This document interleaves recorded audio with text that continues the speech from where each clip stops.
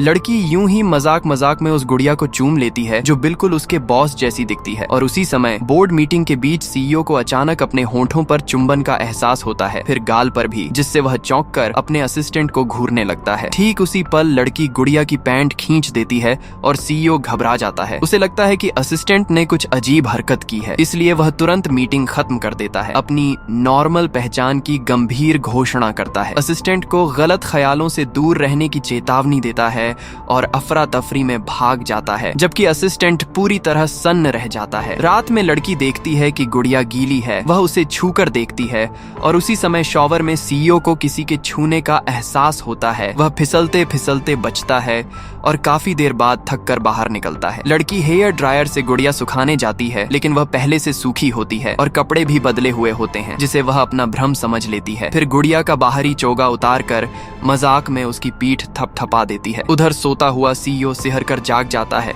उसके कपड़े गायब हैं और उसे साफ महसूस होता है कि कोई उसकी पीठ थपथपा रहा है। अगली सुबह वह बेहद घबराया हुआ ऑफिस आता है। असिस्टेंट बताता है कि उसकी माँ शादी के लिए दबाव डाल रही है। तभी लड़की दस्तावेजों पर साइन कराने आ जाती है और उसके दिमाग में तुरंत एक योजना बनती है। वह उसे एक नाटक में उसकी गर्लफ्रेंड बनने को कहता है, बदले में बिना किसी शर्त के अनलिमिटेड ब्लैक कार्ड देने का वादा करता है और लड़की तुरंत मान जाती है। उस रात वह गुड़िया को गले लगाकर चैन से सो जाती है, जबकि सीईओ को लगता है जैसे किसी ने उसे पूरी रात पकड़े रखा हो। अगले दिन वह थका हारा सा बैंक्वेट हॉल के बाहर इंतजार करता है। तभी लड़की क्यूट सी इलेक्ट्रिक स्कूटर पर पहुंचती है, जिससे सब हैरान रह जाते हैं। गोल्डन बैचलर किसी को डेट पर लाया है, अफवाहें फैलती हैं। एक चालाक औरत जलन में सब देखती है, लड़की को अकेला पाकर उसका अपमान करती है, लेकिन लड़की बेझिझक पलटकर जवाब देती है। गुस्से में वह औरत रेड वाइन फेंकती है। लड़की गुड़िया से उसे रोक लेती है, वाइन गुड़िया पर गिरती है, लेकिन उसी पल सीईओ भी पूरी तरह भीग जाता है। मजबूर होकर वह साफ सफाई के लिए चला जाता है। उधर लड़की गुड़िया को नल के नीचे धोती है और सीईओ को लगता है जैसे सिर पर पानी की बाल्टी गिर गई हो। फिर तेज हवा का झोंका लगता है